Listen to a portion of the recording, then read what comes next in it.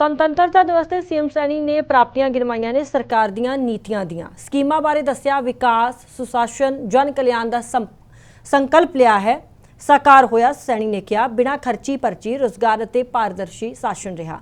ਵਿਕਸਿਤ ਭਾਰਤ ਦੇ ਵਿੱਚ ਵਿਕਸਿਤ ਹਰਿਆਣਾ ਦੀ ਭੂਮਿਕਾ ਹੈ। ਨਾਇਬ ਸਿੰਘ ਸੈਣੀ ਹਰਿਆਣਾ ਦੇ ਸੀਐਮ ਦੇ ਵੱਲੋਂ ਇਹ ਜਾਣਕਾਰੀ ਦਿੱਤੀ ਗਈ।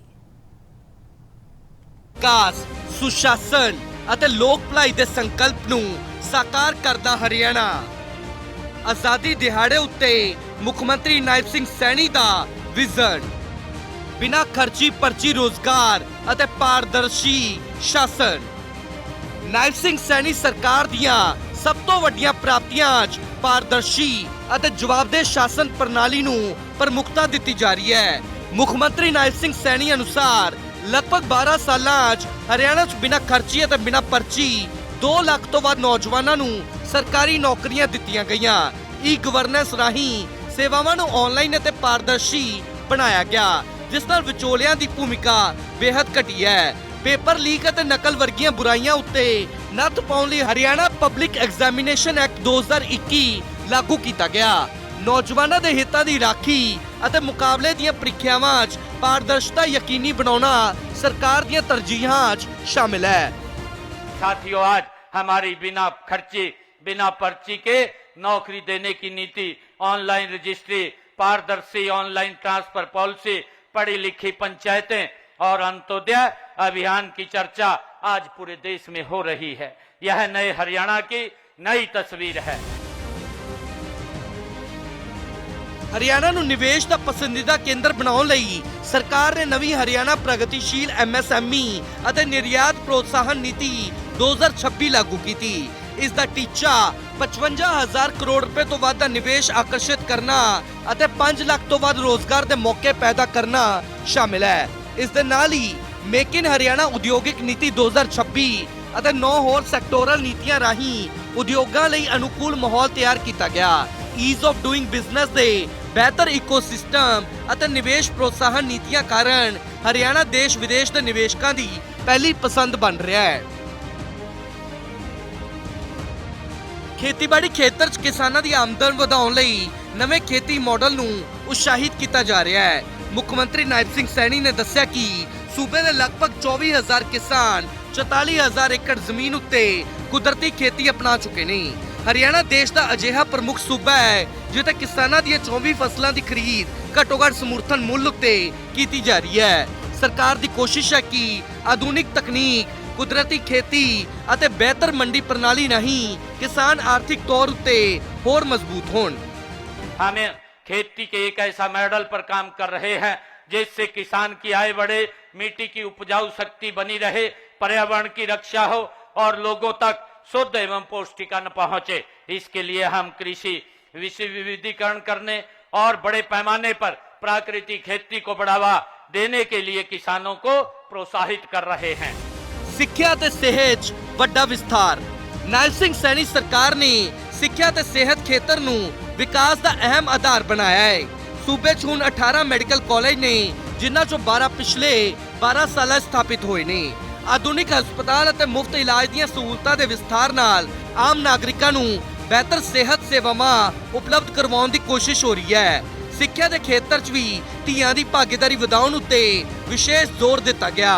ਸੂਬੇ 'ਚ ਖੋਲ੍ਹੇ ਗਏ 83 ਨਵੇਂ ਕਾਲਜਾਂ 'ਚੋਂ 32 ਕਾਲਜ ਲੜਕੀਆਂ ਲਈ ਹਨ। ਖੇਡਾਂ 'ਚ ਆਧੁਨਿਕ ਬੁਨਿਆਦੀ ਢਾਂਚਾ ਵਿਕਸਿਤ ਕਰਕੇ ਨੌਜਵਾਨਾਂ ਨੂੰ ਕੌਮੀ ਅਤੇ ਅੰਤਰਰਾਸ਼ਟਰੀ ਪੱਧਰ ਉੱਤੇ ਬਿਹਤਰ ਮੌਕੇ ਦਿੱਤੇ ਜਾ ਰਹੇ ਨੇ।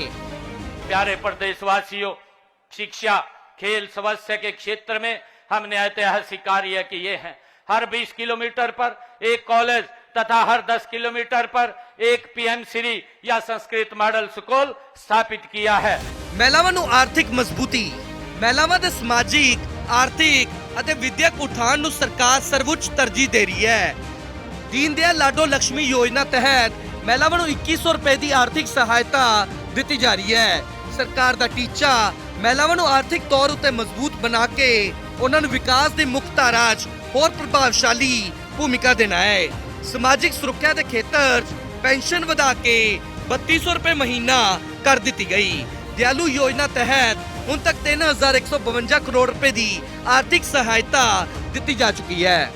अब गरीब परिवार को अपनी बेटियों की शादी की चिंता नहीं करनी पड़ेगी। उन्हें मुख्यमंत्री विवाह सगन योजना के तहत 71,000 रुपए तक सगन राशि दी जाती है। गरीब के सिर पर अपनी छत हो, यह सपना पूरा करने के लिए प्रधानमंत्री आवास योजना के तहत 1,56,000 मकान दिए हैं।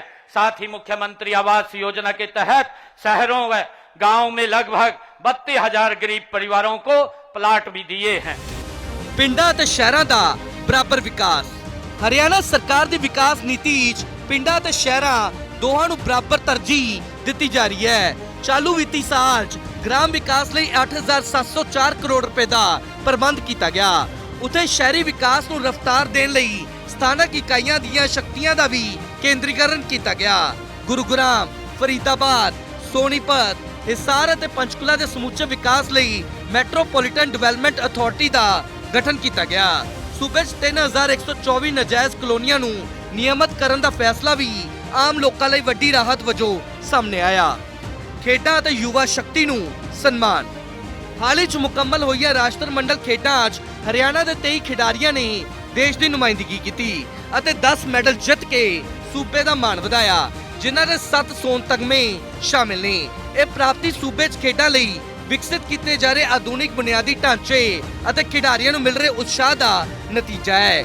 ਮੁੱਖ ਮੰਤਰੀ ਨਾਇਬ ਸਿੰਘ ਸੈਣੀ ਦਾ ਜ਼ੋਰ ਅਜਿਹੇ ਹਰਿਆਣਾ ਦੇ ਨਿਰਮਾਣ ਉੱਤੇ ਹੈ ਜਿੱਥੇ ਨੌਜਵਾਨ रोजगार मंगन वाले नहीं सगों रोजगार देने वाले बनन। पिछले दिनों ग्लासगो में संपन्न राष्ट्रमंडलों खेलों में देश का गौरव बढ़ाने वाले खिलाड़ियों को भी मैं अभिनंदन करता हूं। देश का साथियों हमें गर्व है कि इन खेलों में हरियाणा ने 23 खिलाड़ियों ने देश का प्रतिनिधित्व किया और अपने दमखम पर कौशल से साथियों 10 पदक देश की झोली में डाले हैं। इनमें 7 स्वर्ण पदक साथियों शामिल हैं।